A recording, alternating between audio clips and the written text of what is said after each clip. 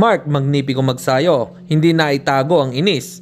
Delikado si Cuadro Alas kay Cormel Maton. Ito at pag-usapan natin, pero bago ang lahat, pakisubscribe po ng channel ko. Huwag niyo na rin kalimutan i-click ang notification bell para lagi kayong una sa balita.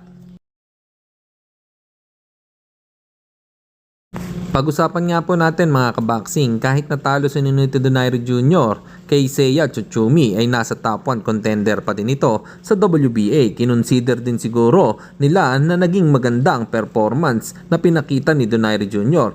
kahit pa ito ay may edad na. So malaki pa din ang tsansa na makalaban ulit si Donaire Jr. sa world title fight.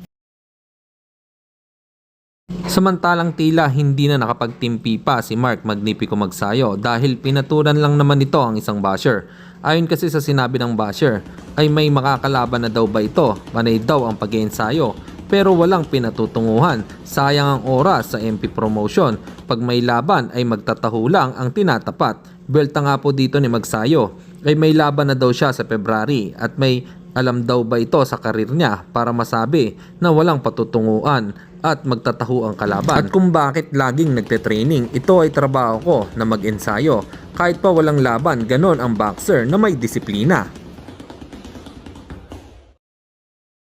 At sa kabilang balita naman tayo mga kaboxing, kung matatandaan nyo, nag-offer po noon ang kampo ni Cormel Maton para labanan sa catchweight si Janrel Cuadro Alas Casimiro. Meron ngang lumabas na video kung gaano kalakas ang kamao nito. Napabaksak lang naman ang ka-sparring. Palagay nyo mga kaboxing, kaya ito ni Cuadro Alas kapag nagkaharap sila. Ano po masasabi nyo dito mga kaboxing? Comment lang kayo sa ibaba.